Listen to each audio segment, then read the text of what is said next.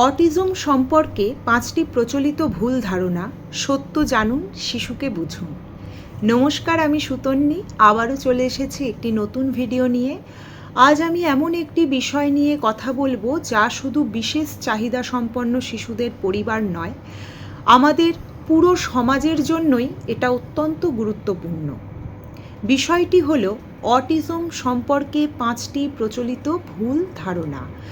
আজও অনেক মানুষ অটিজম সম্পর্কে নানা ভুল ধারণা পোষণ করেন, আর এই ভুল ধারণাগুলোই অনেক সময় একটি শিশুর বিকাশের পথে সবচেয়ে বড় বাধা হয়ে দাঁড়ায়।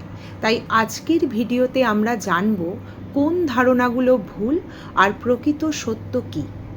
ভিডিওটি শেষ পর্যন্ত দেখুন। আশা করি আজকের এই আলোচনা একজন অভিভাবক হিসাবে আপনাকে আরও সচেতন, আরও আত্মবিশ্বাসী করে তুলবে। ভুল ধারণা নাম্বার 1, অটিজম একটি রোগ যা ওষুধে পুরোপুরি ভালো হয়ে যায়। এটি সবচেয়ে প্রচলিত ভুল ধারণাগুলোর মধ্যে একটি। সত্য হলো অটিজম কোনো সংক্রামক রোগ নয় এবং এটি এমন কোনো অসুখও নয় যা একটি নির্দিষ্ট ওষুধ খেয়ে পুরোপুরি সেরে যাবে। অটিজম হলো মস্তিষ্কের বিকাশের একটি ভিন্ন ধরন। সঠিক সময়ে থেরাপি, বিশেষ শিক্ষা, পারিবারিক সহযোগিতা এবং ভালোবাসার মাধ্যমে একজন অটিজম সম্পন্ন শিশু অনেক দক্ষতা অর্জন করতে পারে এবং স্বনির্ভর জীবন গড়ে তুলতে পারে। অর্থাৎ লক্ষ্য হওয়া উচিত শিশুকে পরিবর্তন করা নয়, বরং তার সম্ভাবনাকে বিকশিত করা। ভুল ধারণা নাম্বার 2, অটিজম মানেই শিশুর বুদ্ধি কম।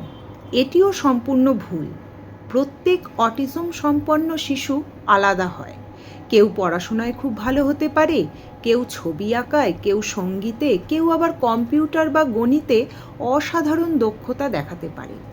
অনেক শিশুর যোগাযোগে সমস্যা থাকতে পারে, কিন্তু তার মানে এই নয় যে সে কিছুই বোঝে না। তাই কোনো শিশুকে তার সীমাবদ্ধতা দিয়ে বিচার না করে তার শক্তির জায়গাগুলো খুঁজে বের করুন।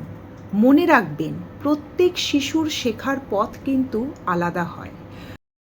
ভুল ধারণা নাম্বার 3, বাবা মায়ের ভুলের কারণেই অটিজম হয়। এই ধারণাটি শুধু ভুলই নয়, অত্যন্ত কষ্টদায়ক। অনেক বাবা মা অযথা নিজেকে দোষী ভাবতে থাকে, কিন্তু গবেষণা বলছে অটিজমের সঙ্গে বিভিন্ন জৈবিক ও জিনগত কারণ জড়িত থাকতে পারে। এটি কোনো মায়ের লালন পালনের ভুল, বাবার অবহেলা কিংবা কোনো পাপের ফল নয়। তাই নিজেকে দোষারোপ না করে নিজের শক্তিকে শিশুর বিকাশে কাজে লাগান। আপনার ভালোবাসা, ধৈর্য এবং নিয়মিত সহযোগিতাই আপনার সন্তানের সবচেয়ে বড় শক্তি। ভুল ধারণা নাম্বার 4, অটিজম সম্পন্ন শিশুরা ভালোবাসতে বা অনুভব করতে পারে না। এটি একেবারেই ভুল। তাদেরও অনুভূতি আছে, তারাও ভালোবাসে, তারাও কষ্ট পায়, তারাও আনন্দ পায়। শুধু তাদের অনুভূতি প্রকাশ করার ধরনটা অনেক সময় অন্যদের থেকে আলাদা হতে পারে। কেউ হয়তো চোখে চোখ রেখে কথা বলে না, কেউ জড়িয়ে ধরে না, কিন্তু তাই বলে সে ভালোবাসে না এমন নয়। তাদের ভাষা আলাদা হতে পারে, কিন্তু অনুভূতি নয়। ভুল ধারণা নাম্বার 5, অটিজম সম্পন্ন শিশু কখনোই স্বাভাবিক জীবনযাপন করতে পারবে না। এই ধারণাটিও সত্য নয়। আজ পৃথিবীর অসংখ্য অটিজম সম্পন্ন মানুষ পড়াশোনা করছেন, চাকরি করছেন, ব্যবসা করছেন, শিল্পী, লেখক, প্রযুক্তিবিদ হিসাবে সফল হচ্ছেন। সবার পথ এক নয়, সবার গতিও এক নয়, কিন্তু সুযোগ, প্রশিক্ষণ এবং গ্রহণযোগ্যতা পেলে একজন অটিজম সম্পন্ন মানুষও সমাজে নিজের জায়গা তৈরি করতে পারেন। তাই আশা হারাবেন না। ছোট ছোট অগ্রগতিগুলোই একদিন বড় সাফল্যের ভিত্তি তৈরি করে। অভিভাবকদের উদ্দেশ্যে কিছু কথা। যদি আপনার সন্তান অটিজম স্পেকট্রামে থাকে, তাহলে প্রথমেই নিজেকে দোষ দেবেন না। অন্যের নেতিবাচক মন্তব্যে ভেঙে পড়বেন না। অন্য বাচ্চার সঙ্গে নিজের সন্তানের তুলনা করবেন না।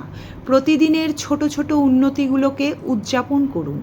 মনে রাখবেন, প্রত্যেক শিশুর নিজস্ব সময় আছে, নিজস্ব গতি আছে। আপনার সন্তানেরও আছে। সে হয়তো অন্যভাবে শিখবে, কিন্তু শিখবেই। অটিজম কোনো সীমাবদ্ধতার পরিচয় নয়, এটি পৃথিবীকে দেখার এবং বোঝার একটি ভিন্ন উপায়। যখন আমরা ভুল ধারণা ছেড়ে সচেতনতা, সহানুভূতি এবং গ্রহণযোগ্যতার পথে হাঁটব, তখনই আমাদের সমাজ সত্যিকারের অন্তর্ভুক্তিমূলক হয়ে উঠবে। আজকের ভিডিওটি যদি আপনার ভালো লাগে তাহলে অবশ্যই একটি লাইক করবেন, শেয়ার করবেন এবং এমন আরও সচেতনতামূলক ভিডিও পেতে চ্যানেলটি সাবস্ক্রাইব করতে কিন্তু ভুলবেন না। আপনার একটি শেয়ার হয়তো কোনো অভিভাবকের মনে নতুন আশার আলো জ্বালিয়ে দিতে পারে। আমি সুতন্নি। সবাই ভালো থাকুন, সুস্থ থাকুন।